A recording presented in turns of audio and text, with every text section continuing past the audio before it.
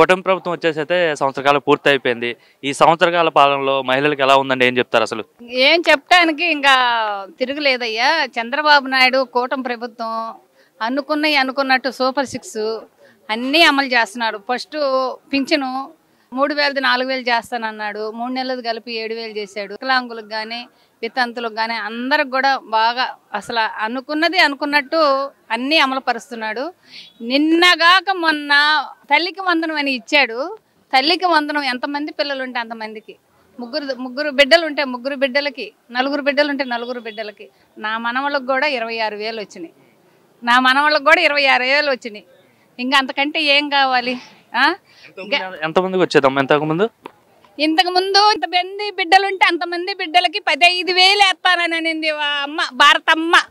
ఆ భారతమ్మకి తెలుగు రాదు, ఇంగ్లీష్ రాదు, తెలుగే సరిగ్గా రాదు, ఇంగ్లీష్ ఏం వస్తుందిలే. ఆయన 12 సార్లు 10th క్లాసు కాపీలు పెట్టిన ఆయన సీఎం. ఆ సీఎం 15,000 ఇస్తాను అందరు అక్క చెల్లెమ్మలకి ఎంతమంది బిడ్డలని అన్నాడు. ఏ బిడ్డకి ఇచ్చాడయ్యా?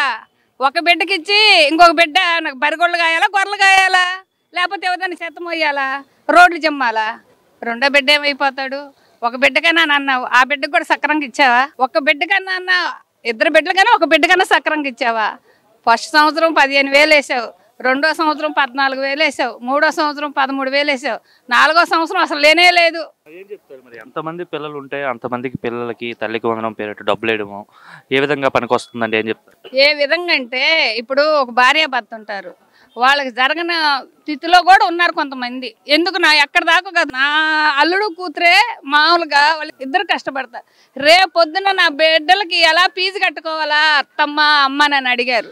దేవుళ్ళలాగా మామూలుగా 4వ తారీఖే మామూలుగా పింఛన్ వేసాడంటే మహానుభావుడు ఎవరేస్తాడు? కూటమి ప్రభుత్వం ఏ మాట అయితే చెప్పాడో అదే మాట తప్పకుండా పని అమలు చేస్తున్నాడు. రేపు గ్యాస్ బండ్లు అన్నాడు, గ్యాస్ బండ్లు 3 బండ్లు ఇచ్చాడు. రేపు బస్సు ఉచితం అన్నాడు, బస్సు రేపు ఆగస్టు 15 ఇచ్చేస్తున్నాడు. ఇంకేం కావాలి? అదే జగన్మోహన్ రెడ్డి గారిని వచ్చుంటే అసలు మామూలుగా ఉంటాం అక్కడ. ఏ రాజ్యాలు వెళ్ళిపోయేవాళ్ళు, ఎంతమంది చనిపోయారు. మొన్న నువ్వెవడో బెట్టింగ్లో కాసినోడు చనిపోతే నువ్వు వాడిని పరామర్శించడానికి, వాడి విగ్రహం ఇచ్చేయటానికి నిండు ప్రాణాన్ని బలి తీసుకున్నావంటే నువ్వు అసలు ఎంతమంది ప్రాణాలు బలి తీసుకునేవాడివి. స్కూల్లో సర్వేపల్లి రాధాకృష్ణ విద్యార్థి మిత్ర అని చెప్పి కిట్స్ ఇస్తున్నారు గవర్నమెంట్ స్కూల్స్ లో. ఎట్లా ఉన్నాయి కిట్స్? క్వాలిటీ బాగానే ఉన్నాయా? ఏమనిపిస్తుంది? బాగానే ఉన్నాయి. బ్యాగులు కావచ్చు, షూస్ కావచ్చు. ఎలా చెప్తారు? ఇంతకు ముందు వాటికి జగనన్న విద్యా కానుక అని ఉండేది పేరు, దాన్ని తీసేసి ఇప్పుడు సర్వేపల్లి రాధాకృష్ణ విద్యార్థి పేరు మార్చడాన్ని. సూపర్గా ఉన్నాయి. అది వరకు బ్యాగులు ఎవరికి ఇచ్చాడయ్యా? ఆ బ్యాగులు ఏంటి, ఆ పుస్తకాలు ఏంటి, అప్పుడు ఫుడ్ ఏంటి, ఇప్పుడు ఫుడ్ ఏంటి? అమ్మ మామూలుగా ఇది పిల్లలకి ఫుడ్ అని పెట్టావు. నీ పాల ప్యాకెట్ మీద నీ పేరు వేసుకోవటం ఏంటి? నీ పాల ప్యాకెట్ మీద నీ పేరు వేసుకున్నావు. ఆ పాల ప్యాకెట్లు ఏమన్నా సక్రంగా ఉన్నాయా? ఆ పిల్లలు ఎవరన్నా తిన్నారా? ఏం పెట్టావు? బుక్స్ మీద కూడా ఫోటోలు వేసుకునే వాళ్ళు కదా. ఇప్పుడు లోకేష్ గారు బుక్స్ మీద కూడా ఎటువంటి ఫోటోలు, రాజకీయ ఫోటోలు వద్దని చెప్పాడు. ఇప్పుడు లోకేష్ బాబు ఒక విద్యాశాఖ మంత్రిగా ఆయన అసలు వేయకూడదని చెప్పాడు. అది గవర్నమెంట్ది. మనం వేసుకోవటానికి మనం ఎవరమే? మనం ఎందుకు వేసుకోవాలి? మన పేర్లు ఏంటి? గవర్నమెంట్ పేర్లు గవర్నమెంట్దే చెయ్యాలి, కానీ నాయకుల పేర్లు ఏంటి అని చెప్పేసి లోకేష్ బాబు గారు స్వయానంగా చెప్పాడు. మహిళలకు బాగానే ఉంది ఈ ప్రభుత్వం, ఓవరాల్ గా బాగుందయ్యా. రాష్ట్రం అంతా కూడా అందరు కూడా అసలు అంటే ఇంకా మనం ఏం చెప్పలేము. తిరుపతి ఏడుకొండల స్వామి ఉన్నంతకాలం, చంద్రబాబు నాయుడు ఉన్నంతకాలం రాష్ట్రానికి ఏమి ఉండదు. జగన్మోహన్ రెడ్డి లాంటి వాళ్ళని జైల్లో పెట్టకుండా బయట పెట్టారని అదొకటే బాధ. అధికారంలోకి వస్తా అంటున్నాడు ఆయన. ఏ విధంగా వస్తావు? ఆయాల అధికారంలోకి రావాలని చెప్పేసి నువ్వు చిన్నాన్ని చంపేశావు, నారావారి రక్త చరిత్ర అని చెప్పేసి చెప్పావు. నువ్వే విధంగా వస్తావు? అసలు బుద్ధున్నోడు ఎవడన్నా నీకు ఓటేస్తాడా? అంటే అన్న ఇప్పుడు చంద్రబాబు ముఖ్యమంత్రి అయ్యి సంవత్సరం అయిందన్న, ఈ సంవత్సర పాలన చూస్తుంటే ఏమనిపిస్తుంది? ఎలా ఉంది అసలు? గత ప్రభుత్వంతో పోల్చుకుంటే ఇప్పుడు ప్రభుత్వం ఆయన ఇచ్చిన ఆప్షన్లు అన్నీ కూడా కరెక్ట్గానే ఉంది. అది కాకపోయినా రోడ్లు డెవలప్మెంట్ ఒకటి, తర్వాత స్కూల్ పిల్లలకి బుక్స్ కానీ బ్యాగులు కానీ, అలా డొక్కా సీతమ్మ అన్నదాన పథకంలో, మధ్యాహ్న భోజన పథకంలో కూడా నెంబర్ 1గా ఒక గుడ్డు ఇస్తున్నారు. తర్వాత మామూలుగా ఫ్రైడ్ రైస్లో పెడుతున్నారు, రైస్ పెడుతున్నారు. మంచి నాణ్యతమైన బియ్యంతో ఆ భోజనం అనేది ఏర్పాటు బాగుంది. మధ్యాహ్నం భోజనం. తర్వాత నెక్స్ట్ ఏంటంటే సూపర్ 6 పథకాల్లో గ్యాస్ ఉచిత గ్యాస్ ఆల్రెడీగా అమౌంట్ పడుతుంది, మాకు పడ్డది. తర్వాత మా పిల్లలు కూడా 3 పిల్లలు ఉంటే 3 పిల్లలకు కూడా అమౌంట్ పడింది. తర్వాత అమ్మ తల్లికి వందనం అది 3 పిల్లలకు పడింది. ఇప్పుడు వరకు అయితే చాలా ప్రభుత్వం పట్ల నాకైతే చాలా ఆశ వ్యక్తం చేస్తున్నాను. సామాన్యులకి మధ్యతరగతి వాళ్ళకి అంతా బాగానే ఉందంటారు. గత ప్రభుత్వం పోల్చుకుంటే ఇప్పుడు హైగా హ్యాపీగా ఉంది, పనులు ఉన్నాయి చక్క. మా ఇంట్లో ఉన్న ముగ్గురు పనికి వెళ్తున్నాం.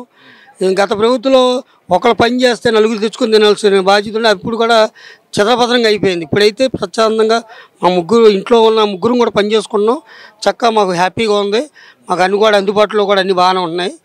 ఈ ప్రభుత్వం వచ్చిన తర్వాత రోడ్లే కానీ ఒక దేనికైనా వగేరా అన్ని విషయాల్లో కూడా ఈ ప్రభుత్వం పట్ల చాలా మాకు హర్షం వ్యక్తం చేస్తున్నాం. అంటే గతంలో ఎట్లా ఇబ్బందులు పడ్డారన్న? గతంలో అంటే మాకు 3 పిల్లలు చదువుతుంటే అందులో ఒక బాబుకి పూట పడటానికి చాలా ఇదే అయింది. ఎందుకంటే నీకు కరెంటు బిల్లు వస్తుంది. ఇవాళ సామాన్యుడి ఇంట్లో కూలర్ లేకుండా ఉంటుందా, లేదంటే ఏదైనా ఫ్యాన్ లేకుండా ఉంటుందా? ఫ్యాన్ లేకుండా ఉంటే చీకట్లో ఉంటామా?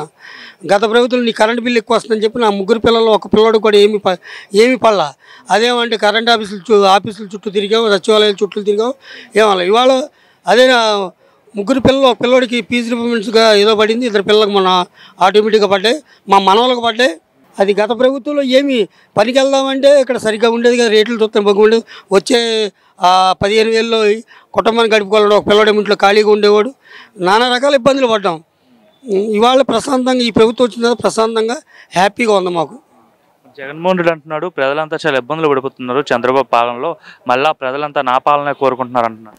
మళ్ళా ప్రజలు అనేవాళ్ళకి ఏదైనా ఇది ఉంటే మాత్రం జగన్మోహన్ రెడ్డి అనే వ్యక్తిని మళ్ళా ఈ ప్రజాస్వామ్యంలోకి రానిరు. ఎందుకంటే ప్రజలు డబ్బులు ఇస్తే ఎవరైనా వస్తారు కానీ స్వచ్ఛందంగా అనేది ఏమీ లేదు. అసలు ఆయన ఏదో చెప్తాడు కానీ ఏమీ లేదు. ఒక కార్యకర్త చనిపోతే పట్టించుకోలేని వ్యక్తి ఆయన ఏం చేస్తాడు? ఇప్పుడు నీ మీటింగ్కి వచ్చి నీ పక్కన చచ్చిపోతే వేస్ట్ పేపర్ విసిరేసి అలాంటి వ్యక్తి మరణానికి నువ్వు పట్టించుకోలేదు. మరి అదే చంద్రబాబు నాయుడు గారు కూడా ఎవరో చంద్రయ్య ఆయన చనిపోతే ఆయన కుటుంబానికి వెళ్ళి ప్రతిపక్షంలో ఉండి పాడి మోసి ఆ ఇంటిని ఓదార్చి మీకెందుకు నేను ఉన్నానని చెప్పాడు. ఇవాళ మొన్న చచ్చిపోయిన కుటుంబానికి ఏమన్నా సింగయ్య కుటుంబానికి ఏమన్నా అతనేమైనా హామీ ఇచ్చాడా? వెళ్ళి పరామర్శించాడా? సొంత పార్టీ వ్యక్తేగా. మరి ఈయన అతనికే పార్టీ వాడికి చేయింది, ప్రజలకి ఏం చేస్తాడు?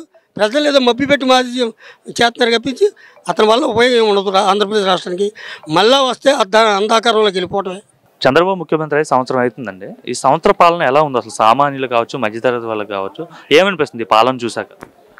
మొట్టమొదటి రోజు నుంచి కూడా విధ్వంసం నుంచి వికాసం వైపు తీసుకెళ్లే ఒక మహానుభావుడు వచ్చాడన్న భావన రాష్ట్ర ప్రజలకు కలిగింది.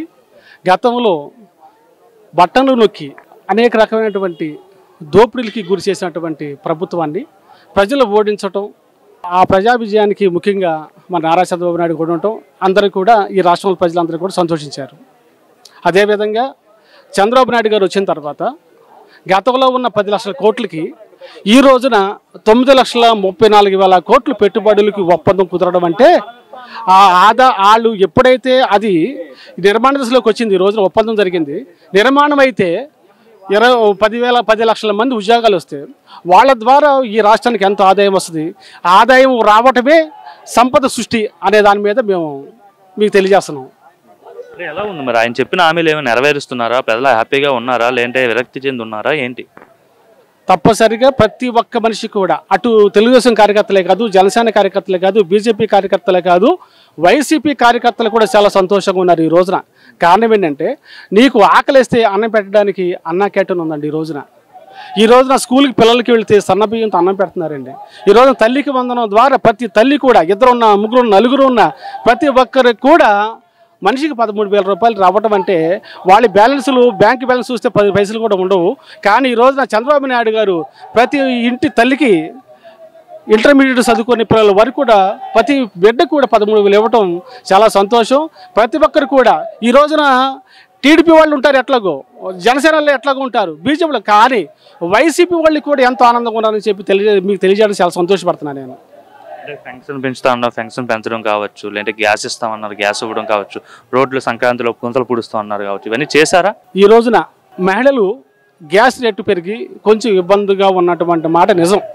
కానీ ఆ ఇబ్బందిని గుర్తించినటువంటి చంద్రబాబు నాయుడు గారు ఎన్నికల హామీలో సంవత్సరానికి 3 బండలు ఇవ్వటం, ఇది నెరవేరటం కూడా జరిగింది.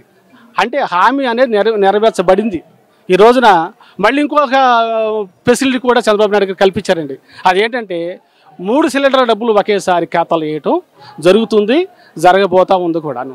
అదేవిధంగా మరి ఈ రోజున తల్లికి వందనం కానీ, అన్నా క్యాంటీన్ కానీ, ఇట్లా అనేక పథకాలు. ఒక్క పథకం కాదండి. రేపు ఆగస్టు 15న ఉచితంగా ఫ్రీ బస్సు ప్రతి మహిళ కూడా ఈ రోజునే చిన్న చిన్న ఉద్యోగాలు చూసుకోవడానికి రకరకాల చోట్లకు వెళ్తూ ఉన్నారు. వాళ్ళు ఛార్జీలతో చాలా ఇబ్బంది పడుతూ ఉన్నారు. అది కూడా తొలగించాలి, దానివల్ల కూడా వాళ్ళు అభివృద్ధి చెందాలన్న ఉద్దేశంతో చంద్రబాబు నాయుడు గారు ఉచిత బస్సు ప్రయాణం కల్పిస్తున్నారు. దీని ద్వారా ఆటో వాళ్ళకి ఏమైనా ఇబ్బందులు ఏమైనా వస్తాయేమోనని భావించి వాళ్ళకి కూడా కొంత సహాయం చేయడానికి ప్రభుత్వం ముందుకు వస్తుంది. అది చెప్పడానికి కూడా మేము చాలా సంతోషపడుతున్నామండి. ప్రతి విషయంలో కూడా ఇటు సంపద సృష్టించబడతా ఉంది, ఇటు పథకాలు ఇవ్వడం జరుగుతూ ఉంది. గత ప్రభుత్వం 1000 రూపాయలు పెంచడానికి ఒక చీటీ పాటలాగా సంవత్సరం 250 రూపాయలు పెంచుకుంటూ వస్తే చంద్రబాబు నాయుడు గారు ఒకేసారి 1000 రూపాయలు పెంచి వాళ్ళకి ఎంతో సహాయం చేస్తున్నట్టు మాకు అర్థమవుతూ ఉంది. ప్రతి వృద్ధులు కానీ, వితంతులు కానీ అందరూ కూడా చాలా సంతోషంగా ఉన్నారండి. ఈ రోజున పార్టీతో సంబంధం లేకుండా ప్రతి ఒక్కరు కూడా ఆనందంగా ఉన్నారు.